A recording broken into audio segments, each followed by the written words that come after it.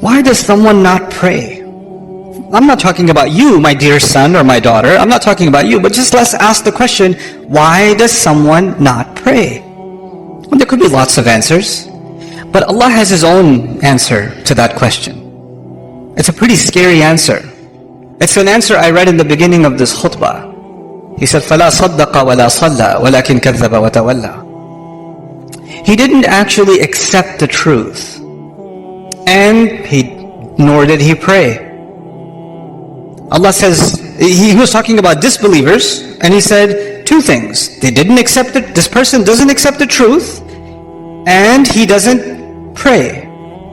Interesting. So, if you say, if he didn't accept the truth, I would expect him to say, La saddaqa wa la amana. Right? But he says, La sadda. What that means is, something is missing in you accepting the truth about Allah. No, the child says, I believe in Allah, I'm Muslim. Yeah, you're Muslim here, you're Muslim in your head, but this truth isn't just for your head, this truth is also for your heart. Something is, you're not feeling how true this is yet. You're not feeling how serious this is yet. You don't realize what it is. Sometimes you know something, but you don't think about it. It's true. You know something, you don't think about it. And so, because that's missing, that's why it becomes easy for me to miss prayer sometimes and you to miss prayer sometimes. That will happen because our heart becomes a little distracted. And that truth of this deen, the truth of who Allah is, that truth goes in a shelf in the back of our mind and we get distracted and don't think about it. That's what Allah is saying. So, Allah doesn't need you to pray. And even if you prayed because I'm telling you to, what are you going to do? I'm praying for, how are you going to make the intention? I'm praying 4 rak'ah because my dad won't get off my case. Allahu Akbar. Allah even told us, the Prophet told us, actions have no value unless they have the right intentions. إِنَّمَا الْأَعْمَالُ بِالنِّيَّاتِ. Actions have no, so even if you did this action, but your intention was, I'm annoying, that's your intention, then it benefits me in no way, and it will benefit you in no way. The only one that can benefit from your actual sincere prayer is you. Now, okay, fine. That's the answer to the question, why would someone not pray? 2 more things to talk to you about. One of them is, what's the purpose of praying? Like, what's the point? Because you might think the purpose of praying is so you don't burn in hell. The purpose of prayer is because if you don't pray, Allah is going to hate you.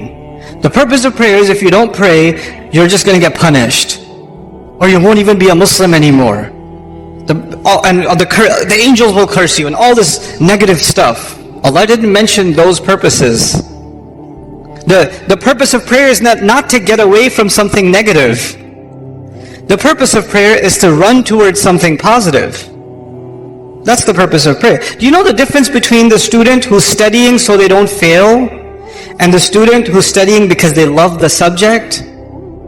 One student is studying because of something positive. The other student is studying because they're trying to escape something negative. An employee who loves their work and an employee who just doesn't want to get fired. They're doing the same exact job. But one of them is so happy, so filled with joy, and one of them is so depressed and so miserable. Why? Because one of them is doing this to escape something negative, and the other one is doing it to go towards something positive. Allah in the Quran, when He told me about the prayer and why we should pray, what's the point of the prayer? He said, He told Musa alayhi salam this when he met him. He said, أَقِمِ الصَّلَاةَ لِذِكْرِ. Is make sure you maintain the prayer so that you can remember me. Maintain the prayer so you can remember me. I told you already, my relationship with you is very limited. But your relationship with Allah started a long time before you even came in this world. And your relationship will continue with Him a long time after you even leave this world. And that relationship is worth remembering because every good thing that comes to you comes from that relationship. Some good things come because I'm your dad. Some good things, but all the good things that come to you only come to you because of that relationship. So if you want all the positive things to stay in your life, you must remember where all of the khair comes from, all of the ni'mah comes from, all of the rizq comes from, all of the guidance comes from. So Allah says the best way you can remember that is that you remember Allah by prayer. The best way to remember Allah is the prayer. Aqimis salata li dhikri. That's why you should pray. And finally, okay, that's why you should do it. But just because you're doing it for the right reasons, that's not Allah. Allah says that's not enough. There's some benefits too. There's some good things will come your way when you truly remember Allah. When you truly remember Allah the way He wants you to. And the way He wants you to is these prayers. If you can do this, Allah says, إِنَّ الصَّلَاةَ تَنْهَى عَنِ الْفَحْشَاءِ وَالْمُنْكَرِ. And even in this ayah, وَلَذِكْرُ اللَّهِ أَكْبَرُ. He says prayer has the benefit of stopping you from falling into things that are indecent. Because indecency is all around you, and I, son, cannot stop you from being exposed to it. Indecency is on your device. Indecency is at your school. Indecency is among your friends. Indecency is at an Eid party when you're going to corner talking to your friends. Indecency will be everywhere. And every time you go towards indecency, your heart will get damaged. And Allah says, if you can maintain this prayer, it will prevent you from falling into indecency.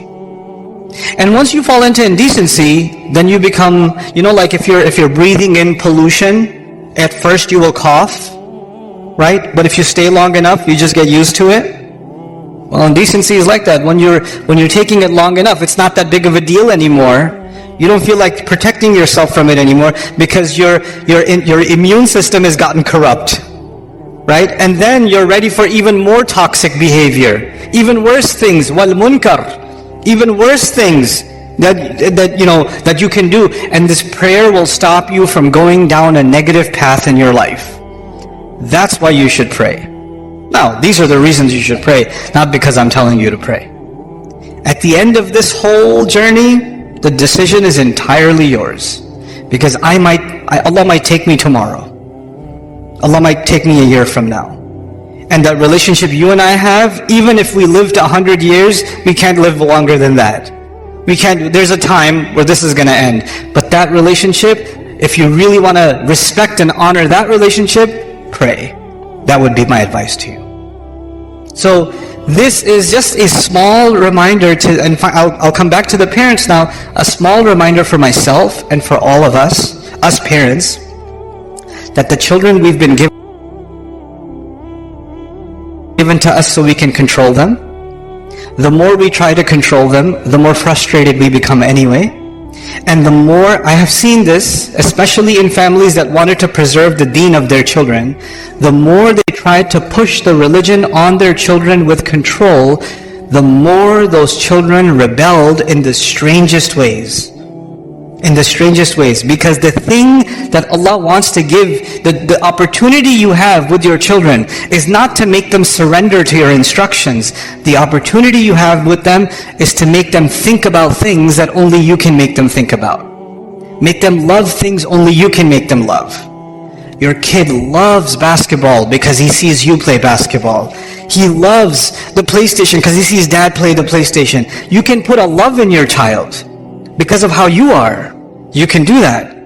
And when you tell your kid, do your homework, your kid is not going to be 40 years old and say, I love homework. But your kid could be 40 years old and say, I love basketball, my dad used to play all the time, loved it.